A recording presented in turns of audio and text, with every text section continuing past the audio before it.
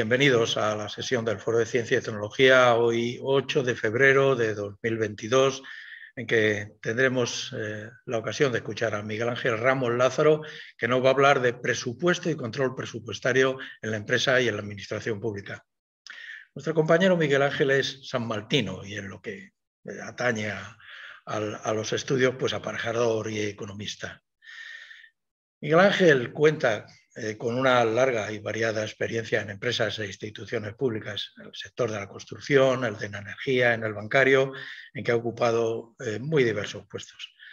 Es un referente, para mí desde luego es un referente en una amplia variedad de conocimientos. Por ejemplo, este jueves pues, da una charla sobre el Jardín de las Delicias del Bosco. Bueno, esto no tiene nada que ver con ciencia y tecnología, ¿de acuerdo? Pero lo que hoy nos interesa de él es su experiencia sobre por qué hay que gestionar conjuntamente las cuestiones técnicas y las decisiones económicas en cualquier proyecto, incluidos los relacionados con investigación e innovación. Esto va a la charla, creo. Miguel Ángel, gracias por ilustrarnos en este tema. Cuando quieras, te escuchamos.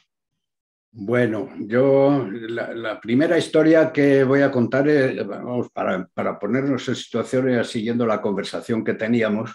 Yo en una época cuando estábamos haciendo en Kansas llevando a cabo el plan estratégico, teníamos los cursos para directivos y mandos secundarios, ¿no? Y en una de las charlas, pues el ponente, el que explicaba que era psicólogo y de estos de formación y demás, pues les explicó a todos lo que era una empresa y decía que para que una empresa pues suene bien, pues es igual que una orquesta, o sea que tienes un buen director y luego después todos los componentes de la orquesta para hacer sonar los instrumentos.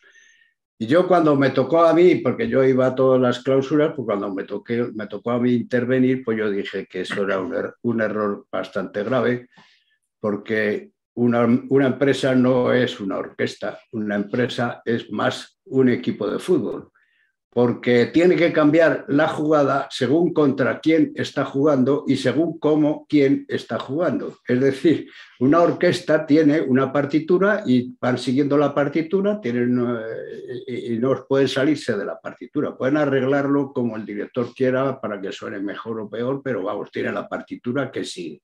En cambio, en la empresa te encuentras con situaciones absolutamente imprevistas porque depende mucho de cuáles son las circunstancias con las que se va a encontrar la propia empresa, que no las ha previsto, o debería haberlas previsto y no las tiene en cartera en sus planes. O sea, quisiera decir, este tema es suficientemente extenso para que dure no uno, sino varios años dentro de una carrera profesional, dentro de una carrera de economía, ¿no? Porque los temas estos abarcan absolutamente todo el ámbito del mundo empresarial y de la administración pública o del Estado en cuanto a la utilización de los recursos económicos de que se dispone.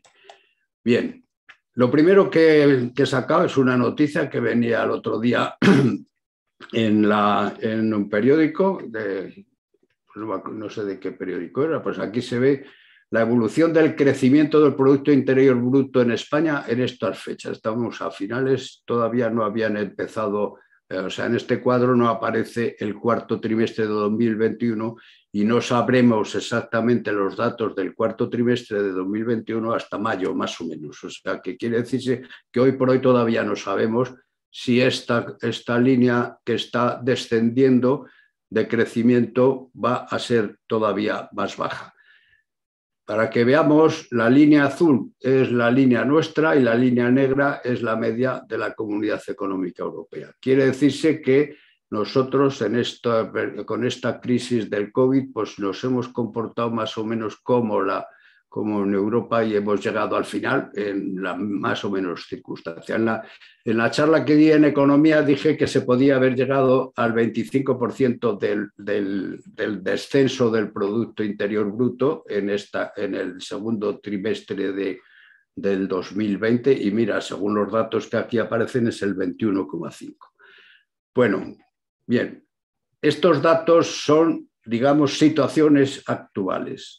ahora, para que sepamos que en economía nos movemos siempre en este proceso de transacciones entre la administración pública, las empresas y los hogares, que son los sujetos económicos o las entidades económicas, y luego después moviéndose dentro de los mercados laboral, mercado de bienes y servicios y el sistema bancario o el financiero, que es el que aporta los euros o los dólares. Bueno, el extranjero es otro sujeto económico también muy importante a tener en cuenta en todo el movimiento macroeconómico, tanto de las empresas como de la administración pública. Inclusive también podríamos hablar de los hogares, porque aquí no lo tienen relacionado, pero los hogares también hacen inversiones en el extranjero y deberían meterse también por aquí. Incluso tienen empresas y acciones de empresas extranjeras. Bien, dentro de este movimiento, lo importante, y este es el resumen, por así decirlo, y por eso lo planteo al principio, de cuál es la filosofía que hay detrás del presupuesto y del control presupuestario, que es una actividad absolutamente esencial y necesaria para poder funcionar económicamente.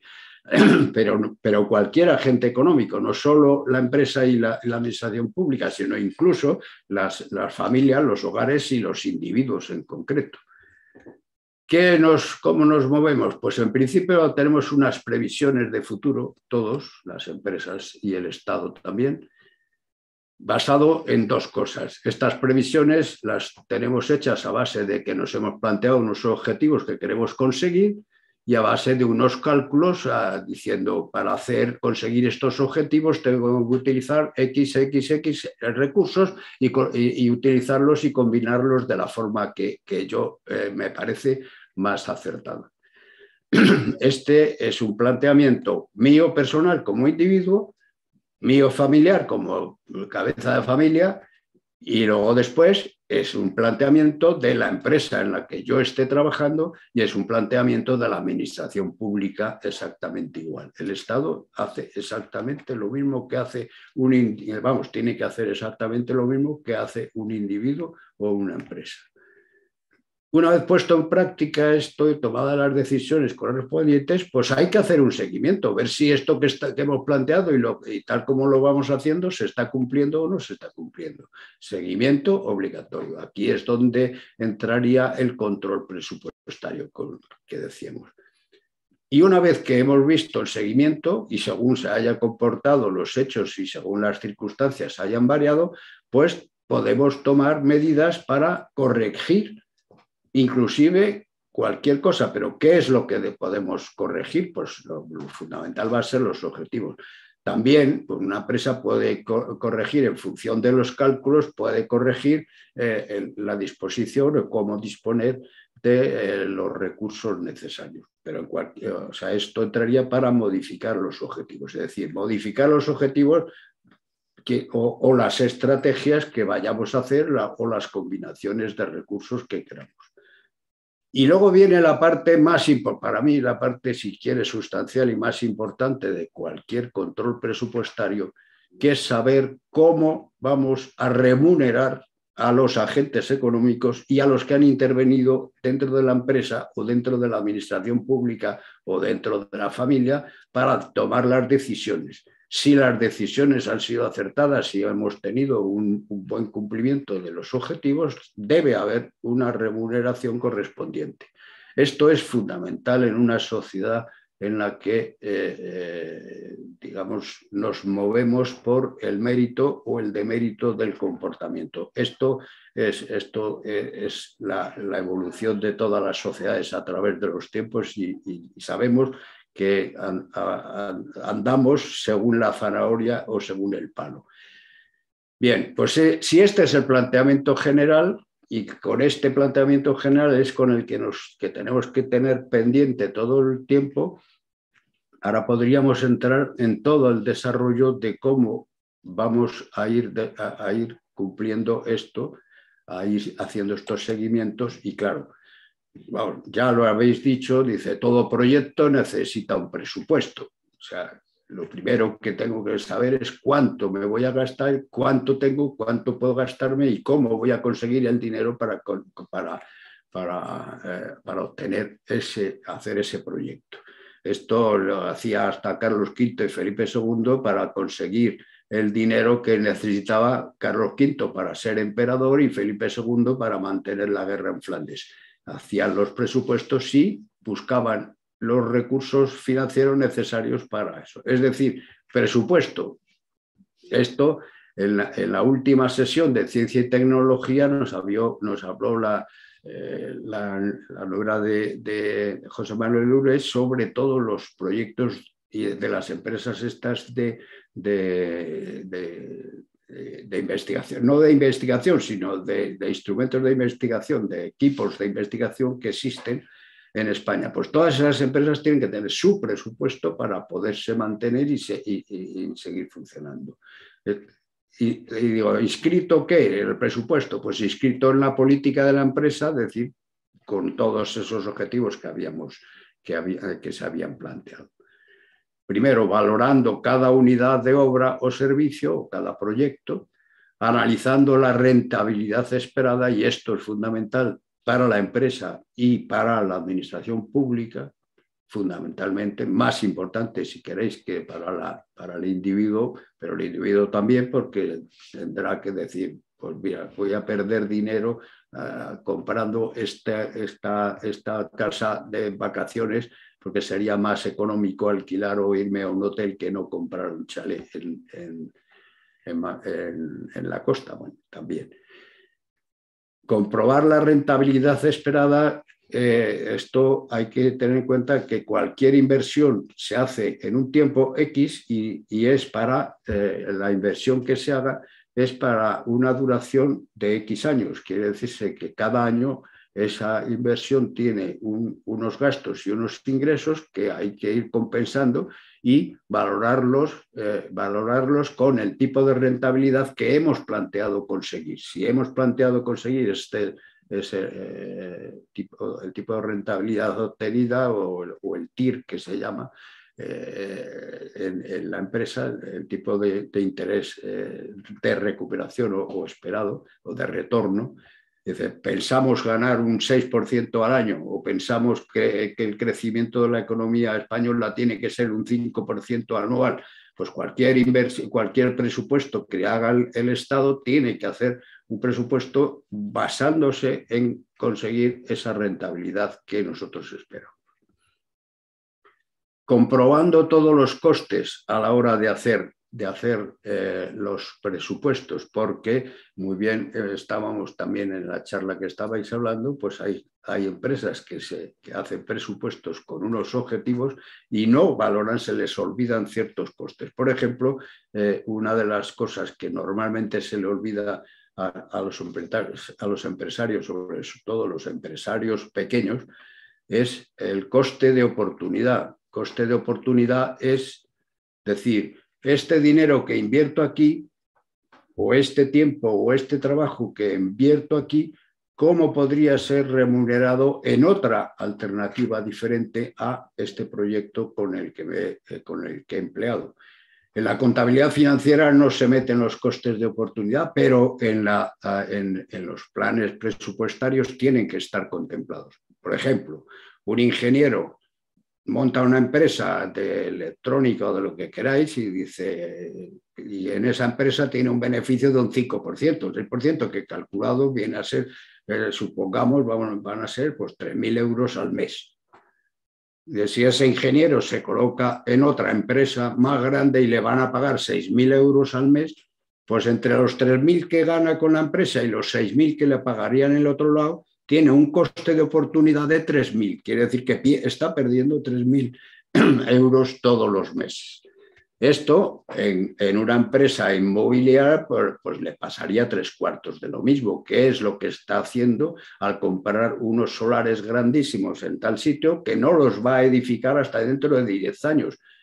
Durante todos esos años se le están generando, en esos 10 años que tiene el solar ahí comprado y lo tiene sin usar para nada, que está ahí muerto de risa, solamente sirve para hacer botellones, pues bueno, pues ahí tiene el solar, Y dice que eso me cuesta algo de dinero, no me cuesta nada de dinero, pero sí tiene un coste de oportunidad. Es decir, tienes que calcular el tiempo el dinero que invertiste al principio y lo que habría rentado durante ese tiempo que no estás usando el solar.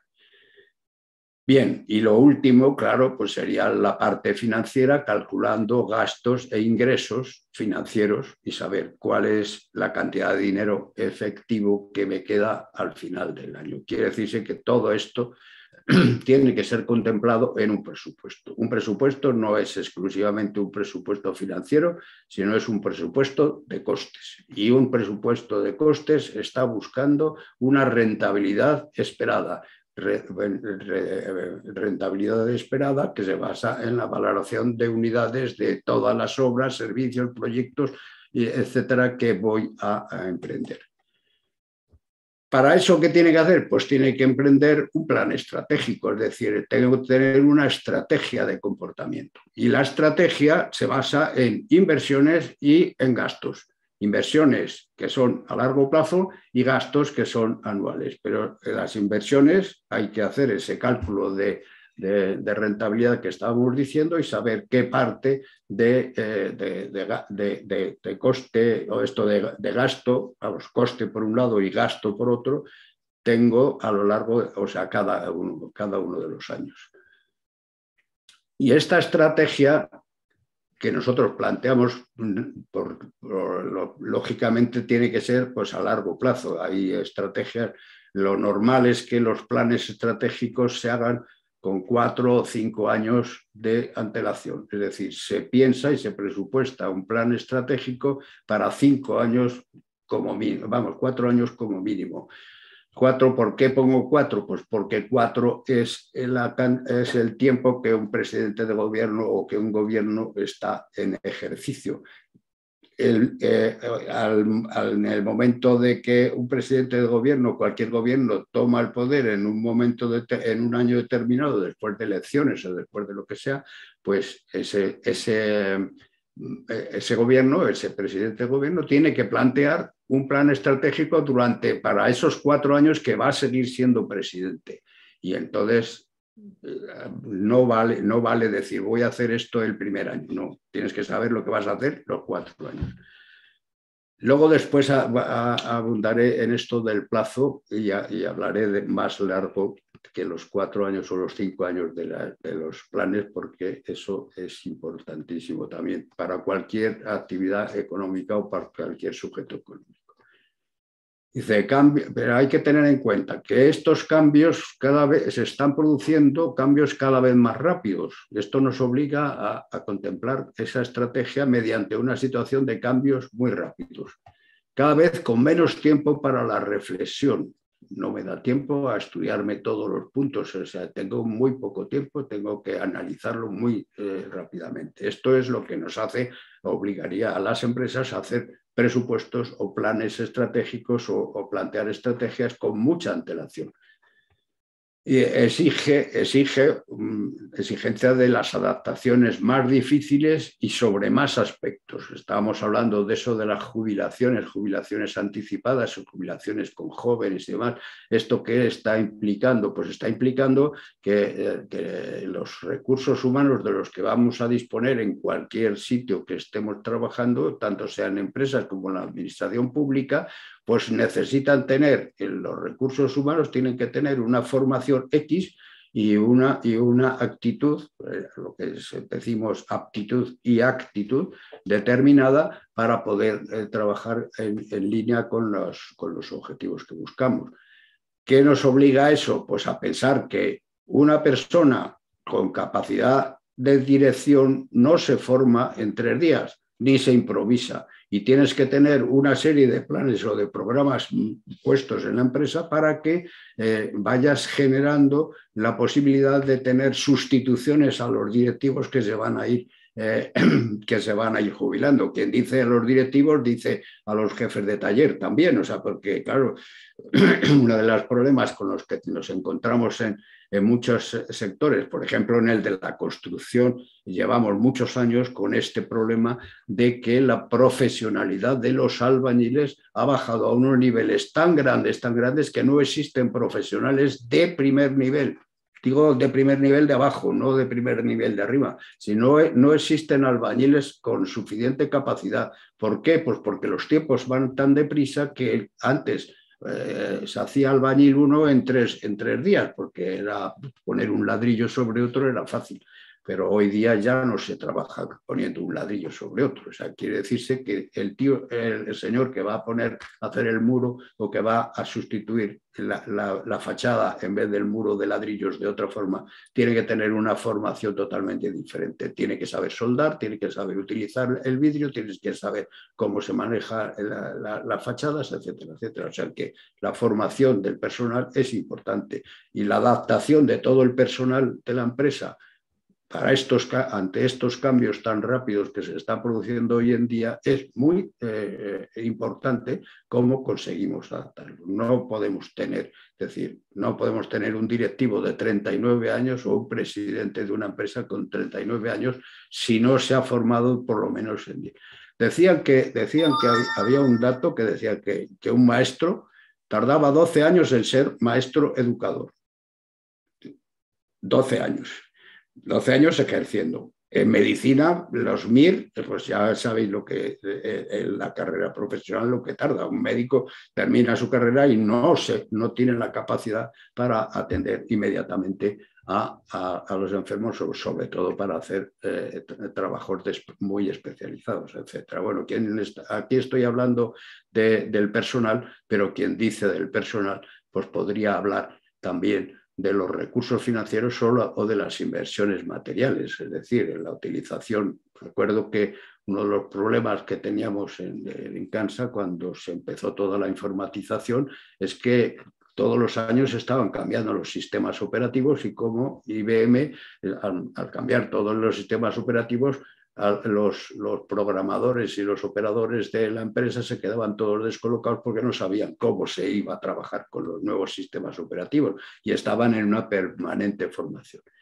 Bueno, pues los sistemas operativos o las inversiones van a ser también muy importantes a la hora de cómo en el tiempo van a tener que ser utilizadas o sustituidas.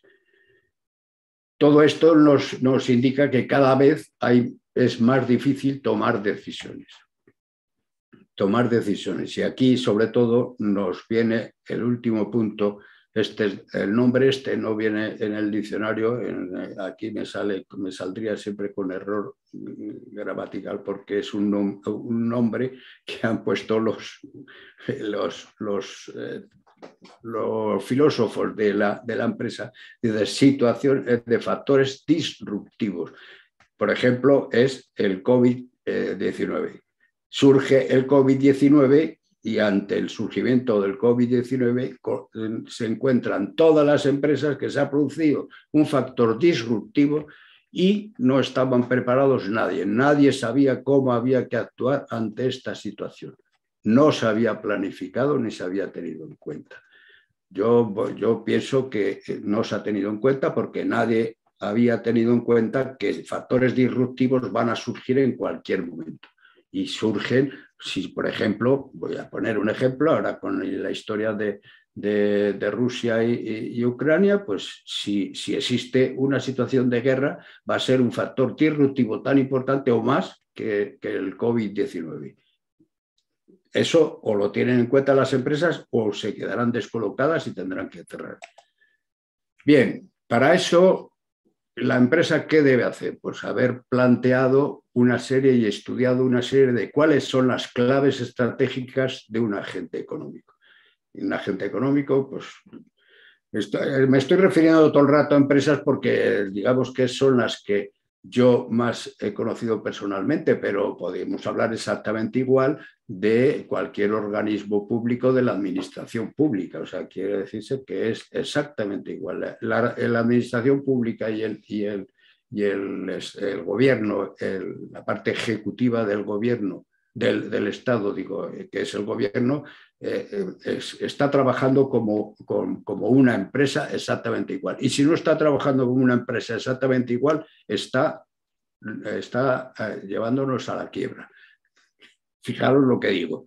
Un Estado, un gobierno que no trabaje como una empresa está abocado a llevarnos a la quiebra. El Estado económicamente tiene que trabajar exactamente igual que una empresa, buscar objetivos, rentabilidad, remuneración, etcétera, etcétera, y valoración. Bien, pues lo primero que la empresa tiene que considerar son los valores empresariales, los valores del empresario, que esos valores pues son permanentes y fijos. Dice, pues puede ser un señor que pueden ser conservadores, los valores pueden ser conservadores, pueden ser agresivos y pueden ser éticos, o tienen que ser éticos, y dentro de la ética tienen que saber qué escala de valores es la que tienen en funcionamiento. A partir de aquí, dice, una vez que he analizado cuáles son los valores, yo me voy a plantear qué es lo que quiero hacer. El empresario, la empresa o varios empresarios que se asocian, dice, con estos valores que tenemos comunes, dice, ¿qué queremos hacer? Pues buscar una misión. Lo primero que tiene que hacer es buscar una misión. La misión es el sentido económico de la gente y decir, ¿a qué se dedica? ¿Qué es lo que voy a hacer?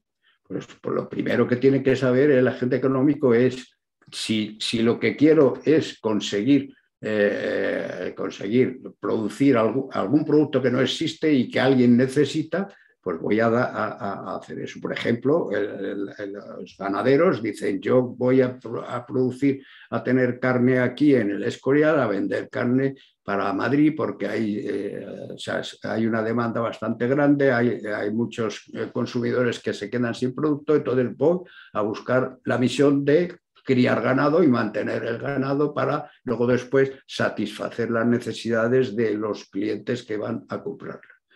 Y estas misiones pues pueden ser o sea, está dividida en producción, digo, si es una empresa, en consumo, si es un agente económico familiar, por ejemplo, o una empresa que tiene que comprar a otras empresas los productos semi-elaborados el otro día hablaban de no sé qué industria era, que si se cerraba en Barcelona se perdían 6.000 puestos de trabajo directos, pero luego después se perdían 25.000 puestos de trabajo indirectos, que son los que dan a los que le está comprando la empresa pues toda la cantidad de elementos que luego después va a utilizar en su producto. Y dentro de la misión tengo que saber qué ahorro tengo que hacer para poder invertir luego después. Siempre acabaremos diciendo qué inversión, porque la inversión es la base número uno sobre la que se sustenta toda la actividad económica. Bien, esta sería la misión. Y la misión, dices, ¿en qué tiempo? Pues no ya mañana, sino para todo el año o para todo el plan estratégico de los 5 años. Y aquí es donde yo decía que pasamos a un plan temporal mucho más largo. Y estoy mirando ya no para 5 años, si estoy mirando ya para el futuro. Y esto es lo que los teóricos llaman la visión. Visión a largo plazo, mucho más de los 5 años. Dice, ¿a qué se va a dedicar en el futuro?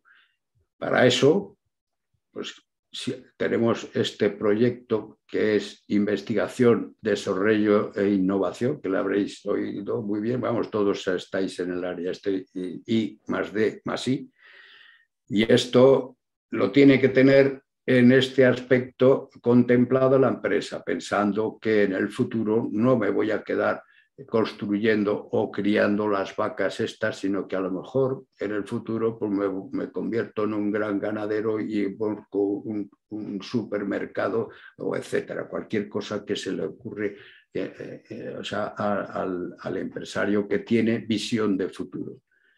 Y con estas 3 partes, estas 3 condiciones, con valores, misión y visión, tengo que contemplar la cuarta, que es importantísima, que es la motivación.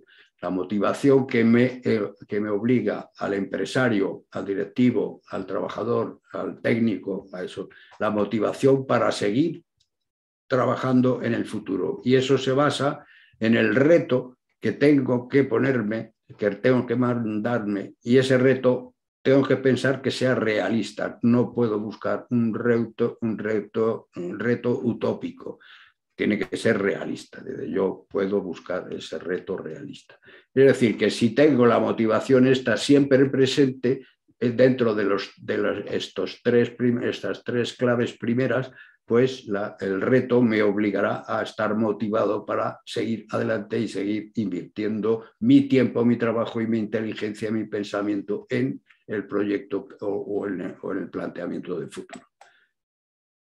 Definición de misión empresarial. Ahora pasaríamos un poco por encima de todo esto, pues con la misión empresarial, es decir, lo que hay que hacer, pues decir, nosotros tenemos que decir qué productos o servicios estoy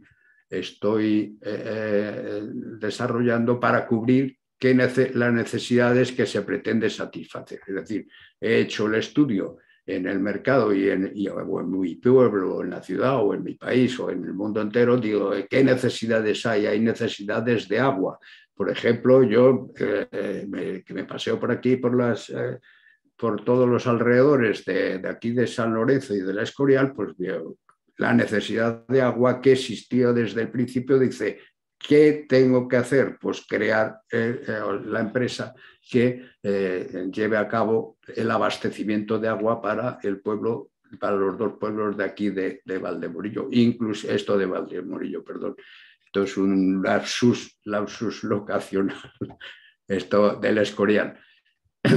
Entonces, la empresa que está haciéndolo, pues puede hacerlo según las leyes nuestras, la empresa que tendría que suministrar el agua a toda la población sería los ayuntamientos, porque lo tienen asignado por ley. Los ayuntamientos pueden hacerlo por sus propios medios, si tuvieran medios, o los ayuntamientos pueden contratar con una empresa que cubre estos servicios. ¿Qué empresas hay dentro de todas las que existen ahora mismo? Pues existe el canal de Isabel II, que se creó en el siglo XIX, pero existen otras empresas que están ahora en actividad porque han visto la oportunidad de suministrar agua a la población. Tiene unos beneficios para ellos, y entonces hay empresas, de las grandes empresas de obras públicas que hay en España, pues que están suministrando agua también al Escorial, y tienen sus presas, sus canalizaciones, etcétera, por ahí arriba. Esto sería la parte de qué es lo que estoy haciendo, a qué quiero dedicarme. Y dice, ¿pero dentro de qué? Dentro de un segmento de mercado, es decir, saber a qué clientes se quiere atender, porque estamos hablando de lo del agua, claro, queremos atender a todos los habitantes, pero los habitantes podemos decir, a los habitantes de los dos Escoriales, o puedo irme más allá y suministrar también agua a Valdemorillo, a Navalagamella, a Villanueva del Pardillo, a Villanueva de la Cañada, que también necesitan agua. Entonces, esa es la segmentación que tendría que hacer, decir, bueno, me voy a dedicar a este número de clientes nada más. Voy a empezar solamente por los Escoriales y cuando haya satisfecho a los Escoriales, después ya veremos. Esto es lo que se llama segmento de mercado.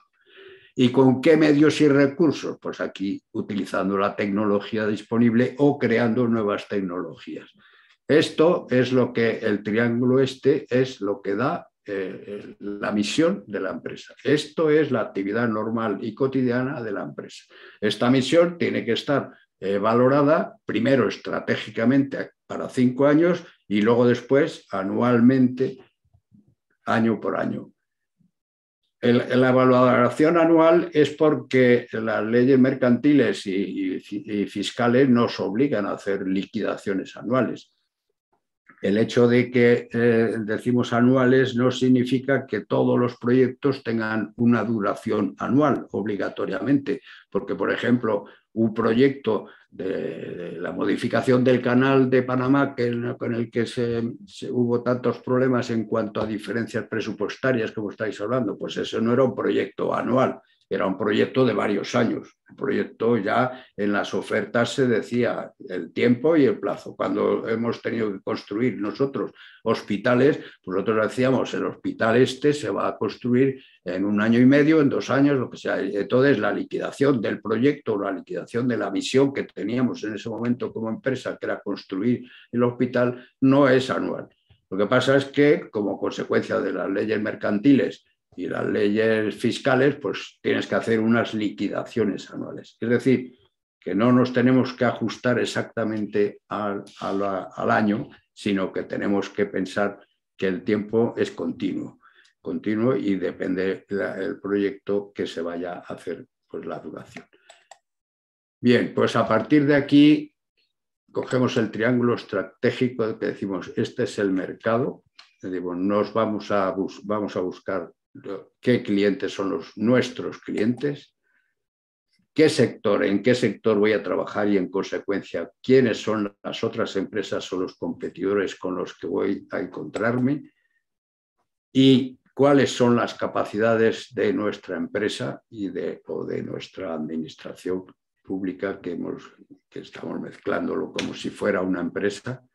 ¿Cuáles son las capacidades? En función de esto, pues ya sé qué actividades, y relacionando los tres, qué actividades tienen. Pero eso, además, teniendo en cuenta que nos movemos dentro de un entorno macroentorno que podemos decir existe una economía nacional y una economía internacional, que son las que nos condicionan también para poder actuar de una forma o de otra.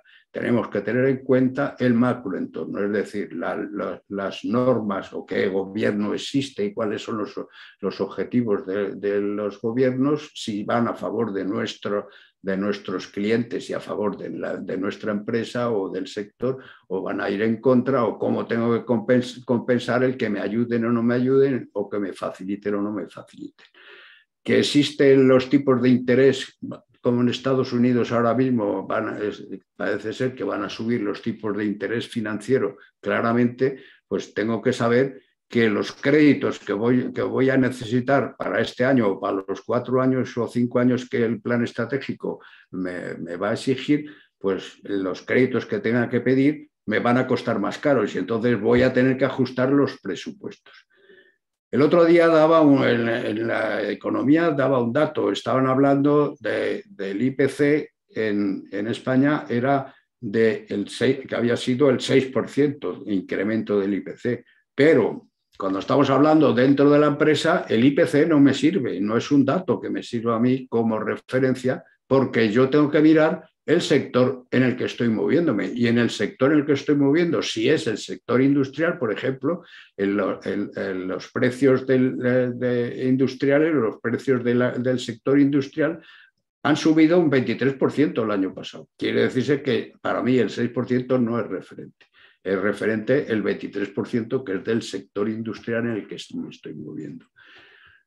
En cuanto a lo del sector de la vivienda, pues fijaros la gran diferencia, que viviendas que hace 2 años aquí en el Escorial se compraban por 200.000 euros, ahora mismo se están vendiendo por 350.000, la misma vivienda.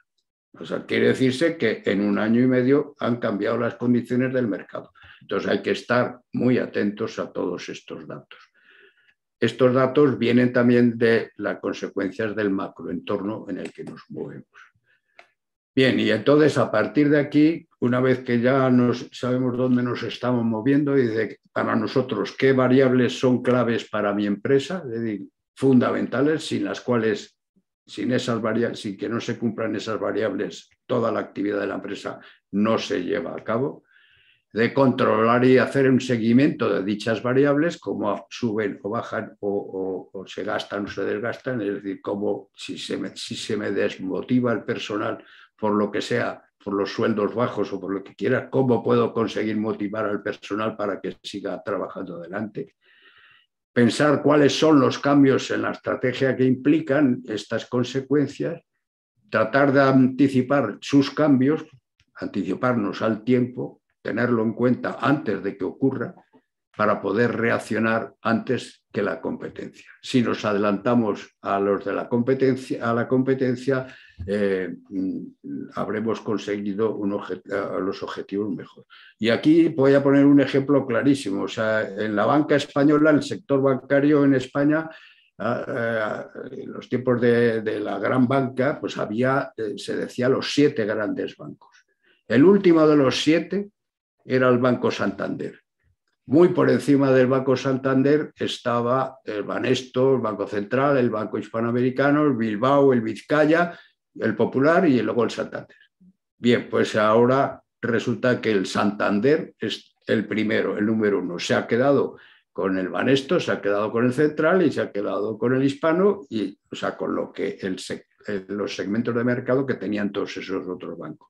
¿Por qué lo hizo? Porque reaccionó antes que la competencia, reaccionó antes que todos los otros bancos para, aprovechando la legislación que permitía la libertad de poner los tipos de interés y la libertad de crear productos nuevos, creó un producto nuevo que fue una cuenta corriente, que era la 123, que fue famosa por eso, porque eso consiguió llevarse por delante a todos los demás. Los demás bancos, al retribuir mejor esa cuenta, los demás bancos no fueron capaces de retribuir sus cuentas y perdieron el camino. El Banco Santander se anticipó, reaccionó antes que la competencia en la situación o en las circunstancias que la macroeconomía estaba planteando. Bien, y entonces aquí decimos, pues la empresa tiene que plantearse sus estrategias. ¿Qué estrategias? Bueno, vuelvo a lo mismo que con lo de la administración pública. El Estado tiene que plantearse sus estrategias también en estos largos plazos y cortos plazos. Por eso en el título de la charla hablaba de presupuesto y control presupuestario en la empresa y en la administración pública, porque para mí van en paralelo. O sea, no puedo decir que la administración pública es diferente a la empresa. Tiene que ir siguiendo todos estos caminos.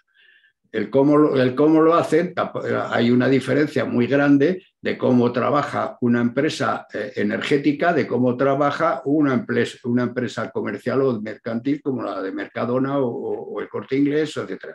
Y digamos, yo no voy a definir aquí todas las estrategias de cada empresa y de cada sector, porque cada uno tiene una forma de cómo trabajar y cómo seguir en el futuro. Ahora, lo que sí que está claro está en que esta guía general es igual para todos, o sea, sirve para todos. Cada uno tendrá que plantearse su propia estrategia y saber cómo tiene que actuar en cada sitio. Bien, pues hay 2 tipos de estrategia. La estrategia planificada, que es la normal, la que se puede desarrollar y hacer y escribir y incluso calcular y valorar y distribuir en el tiempo por medio de todos los componentes de los directivos dentro de la empresa, pues ir negociando no solo la estrategia normalmente se negocia con la alta dirección, entre la alta dirección con la empresa, con el consejo de administración. No se negocia la estrategia a nivel inferior dentro de la empresa, pero sin embargo los presupuestos anuales sí pueden ser negociados desde la dirección con el resto de mandos de segundo nivel y incluso con mandos inferiores todavía. Es decir, esto sería lo que la estrategia nos marca a la alta dirección y luego después el resto de actividades de programación y planificación y presupuestación es lo que se va haciendo en segundos niveles. Bien, pues la estrategia planificada es la que se puede desarrollar paulatinamente. Tiene sus plazos, sus tiempos y sus calendarios. Pero luego después hay que plantear una estrategia emergente. Es decir, es que cuando se produce una disrupción o una turbulencia, como por ejemplo es el caso del COVID o es el caso de la confrontación de Rusia con Ucrania o es el caso de la subida de tipos de interés que va a hacer Estados Unidos, porque Estados Unidos tiene un sector financiero diferente al del euro porque ellos se guían por el dólar, etcétera. Todo eso puede producir disrupciones y turbulencias improvisadas. Y entonces, ¿qué ocurre? Pues que no hay tiempo para planificar. Cuando surge una situación de esta, no hay tiempo para planificar. Pero, sin embargo, sabemos que la empresa debe tener este tipo de estrategia emergente en mente, incluso en mente en documentos, en documentación y en proyectos que puede tener el gran empresario, o sea, el empresario más alto. ¿Qué hacer si surge esto? Lo que no puede ser es decir, ha surgido un incendio, necesitamos bomberos. Y vamos a buscar bomberos. ¿Dónde encontramos los bomberos? Bueno, pues hay que buscar los bomberos entre gente que... Bueno, no, como no lo tengas planificado antes, pensado antes, tenemos el parque de bomberos ahí, no porque haya incendios todos los días, sino porque si surge un incendio, podamos actuar inmediatamente. No esperar a que surja el incendio, sino que tenemos que tener la estrategia ya planteada para que poder actuar en caso de que surja esa disrupción o esa turbulencia. Y aquí es donde yo digo que ni las empresas ni el Estado han tenido el cuerpo de bomberos para atender al COVID-19. Este ha sido un error de estrategia emergente. No había estrategia emergente contemplada. Deberían, y no estamos hablando de España solo, sino que estamos hablando de todos los países donde ha surgido. ¿Cómo luego después han ido reaccionando? Pues mira, han ido reaccionando sobre la marcha sin saber, porque no tenían tiempo ni para pensar ni para decidir. Como no tenían el cuerpo de bomberos preparado, pues tuvieron que improvisar los bomberos que no había. Esto no se puede admitir en una gran empresa que sobre todo, ni gran empresa ni un gobierno que sobre todo tiene una responsabilidad social muy grande porque puede llevar al traste al funcionamiento de la empresa, a todos sus empleados y a todos los familiares, inclusive a los consumidores del producto que él está ofreciendo. Hay que tener entonces la elaboración de la estrategia planificada con estos datos y tener en mente o la preparación del cuerpo de bomberos para atender la estrategia emergente.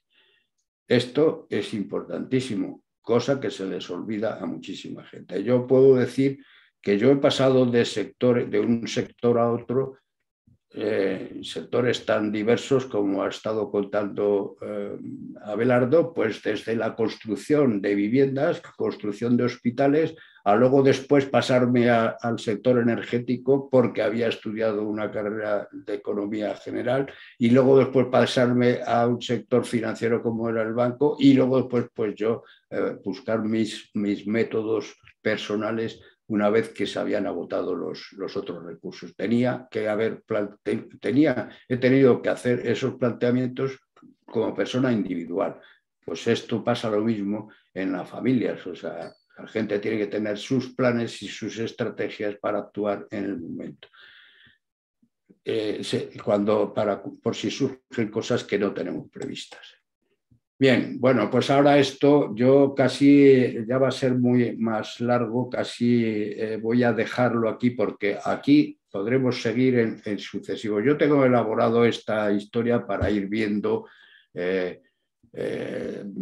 con tiempo en otras sesiones pues cómo se puede ir actuando, qué actividades se requieren, por ejemplo, para hacer las estrategias planificadas, es decir, cómo elaboro yo un plan estratégico a 5 años. Pues aquí he apuntado todos los datos de qué es lo que hay que hacer. Pues hacer un análisis interno de la empresa, análisis externo del mercado, de los sectores o de la situación o de las circunstancias en las que nos movemos, la elaboración de programas, proyectos y fijación de objetivos. Solamente este capítulo pues ya puede llevarnos varias sesiones.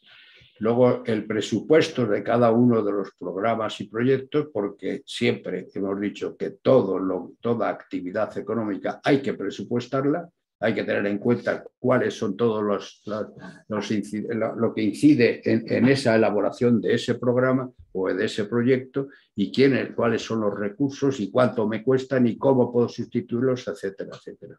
Y luego tener unos instrumentos de ahorro. No, este no sé qué es. No, ya, instrumentos administrativos.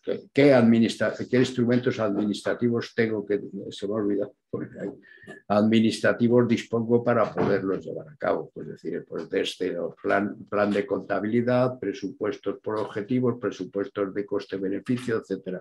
O sea, todos los instrumentos que hay, métodos, tanto desde el punto de vista matemático, contable y de programación operativa, etcétera. O sea, hay cantidad de instrumentos administrativos con los que se puede utilizar para poder desarrollar todo eso, desde la programación lineal y demás. O sea, que todo esto estos 5 nos puede dar pie para poder en otras charlas sucesivas hablar de